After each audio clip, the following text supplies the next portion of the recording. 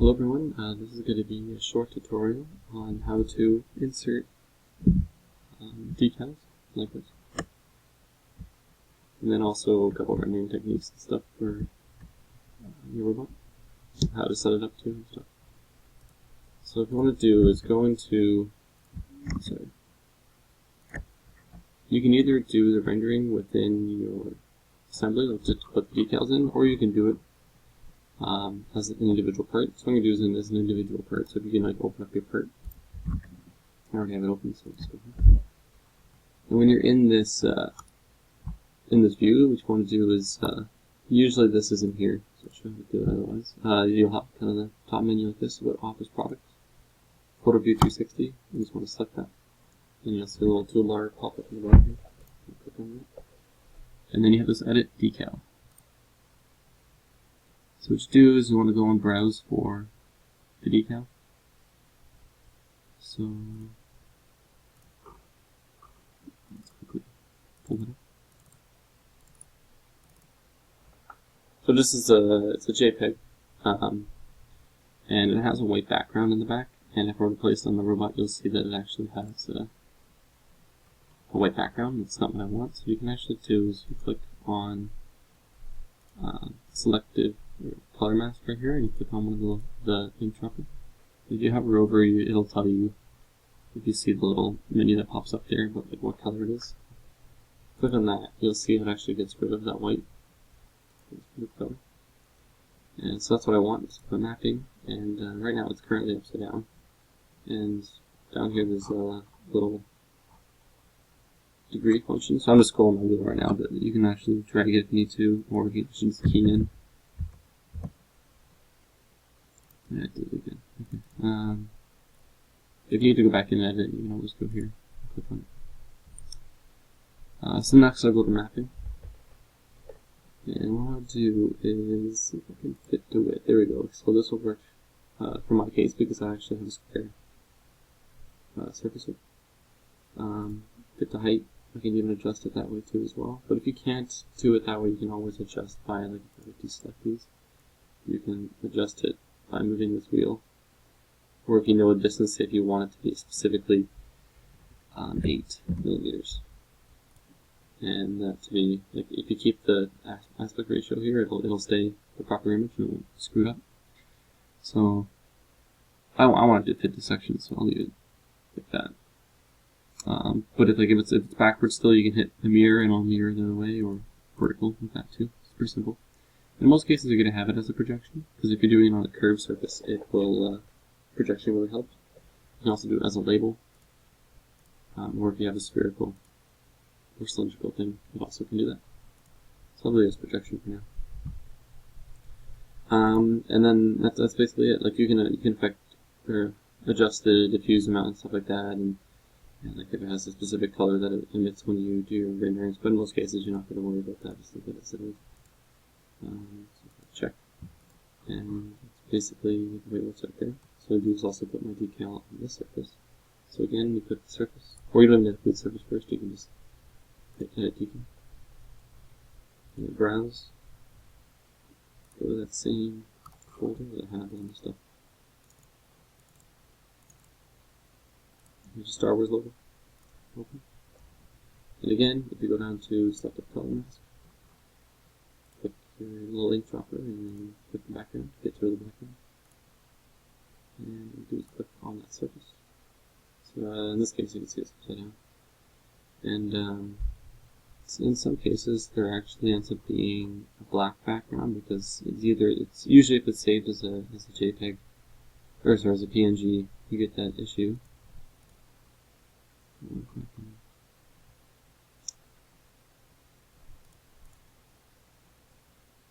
Get that back because it shouldn't be like that. But for this case, I'll just leave it.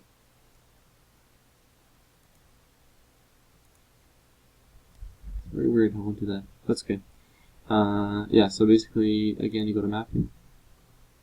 I'm going to rotate it 180 degrees. I'm not sure why it's flipping, but it is.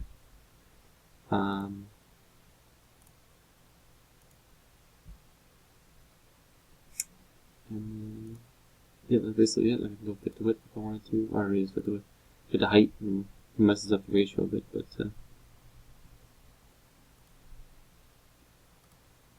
come on, come back to normal.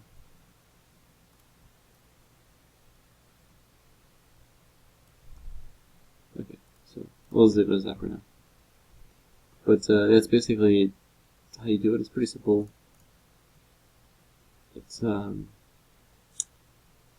like a pretty easy way to just to put like specific decals in there. You put your name, you can put initials on it, or you can just put like obviously these relate specifically to the robot I made, but you could do that if you want, if it's from a movie franchise or something like that. And then yeah, so we'll go ahead and save that. I'm going to get rid of them after the have time for Keisha. Go back to my picture. So you can see it's all in the assembly. And then what I'll do is, in here you have the office products as well, and under photo view, I've already clicked it so it's here. If you want to kind of get just a preview of what your robot looks like with all the default stuff, if you go into integrated preview, it makes your whole window like a rendered screen. And this can be very helpful if you're just doing just a preview, like what's going on with your part and stuff like that. But the thing is as well is that it slows down your computer a lot. So you see like how it's taking all this time to render. I'm trying to zoom in right now, and it's all, as you can see, it's very difficult to navigate now.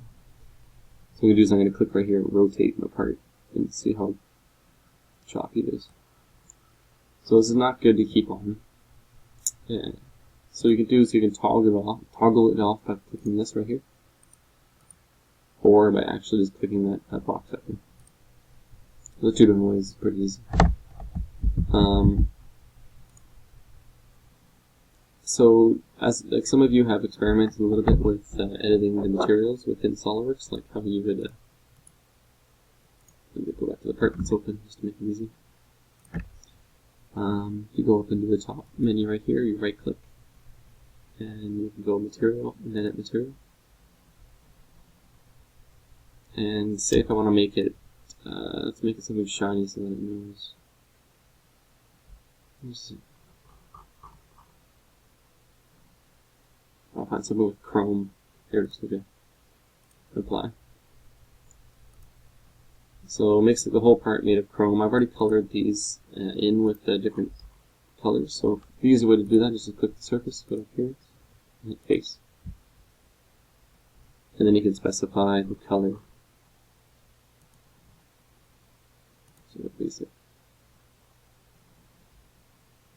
Huh, surprisingly it's not there. Okay. So what you can do is you go over to the plastic areas here, and you can actually adjust. So if I want that to be like a matte, you can click and drag onto that surface.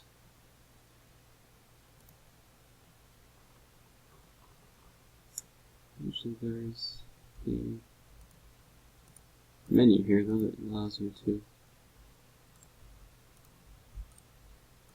select the color.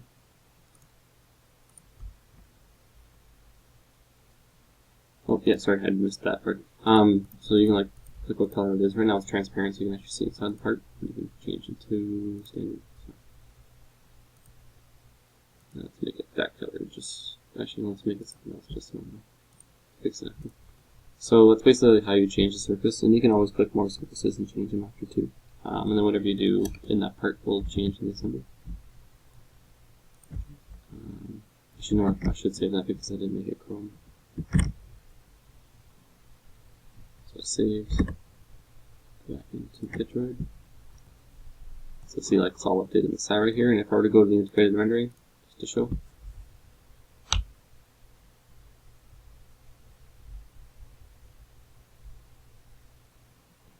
It does take some time. So again, like I said, it slows down the computer a lot. You can see it's very shiny now.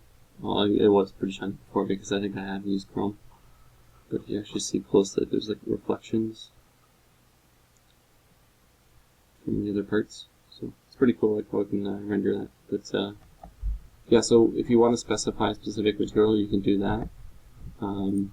Over in the side menu bar, this usually under SolidWorks, you'll see this Appearance, Scenes, and Decals. And what you can do is you can go through each one and kind of experiment with what you like.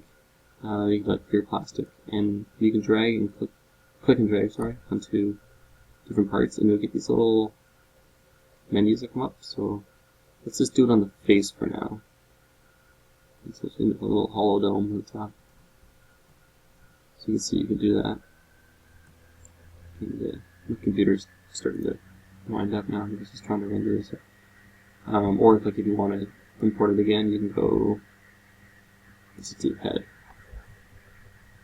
And so it should render the entire head as a shiny clear plastic. Let's give it some time, it does. But again, the colors that I've placed on here, I've specified as being that color.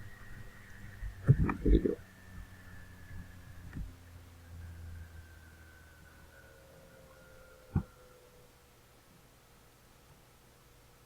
Just a kind of an easy way just to quickly edit your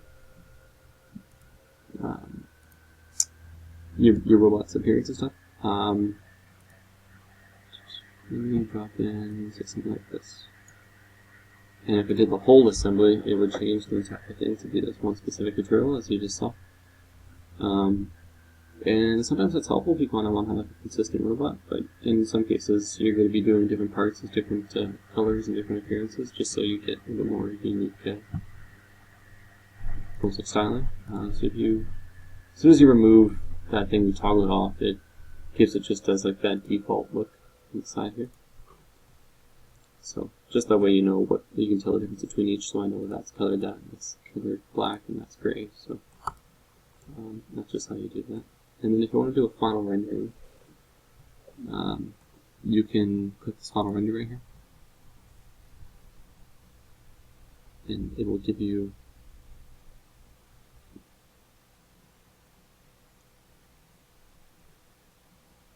really slowed my computer down by doing all this rendering. Jeez. Yeah. Okay. So then basically, the way that your screen is set up, like how you're looking at your robot, it will render it for you. And so it's like a really good way to get like a final complete rendering of the part that you're doing.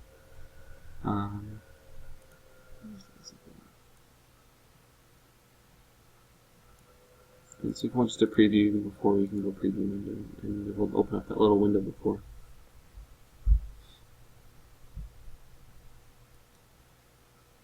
Even this will take a while to do, but we have a couple more minutes here, so I'll show you a couple other things. So if you go under options, you can actually adjust a few more things within your rendering. So if you want to save it as like a JPEG or PNG, or I don't see why you'd want to save it as anything else, but yeah, that's just how you do it there.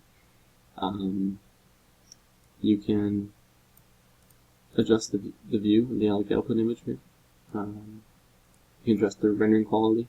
Like if you want to do your final one and you want to wait a couple days, do maximum, and it'll definitely give you a good one. But if you want to just do a couple ones, just good, it's fine.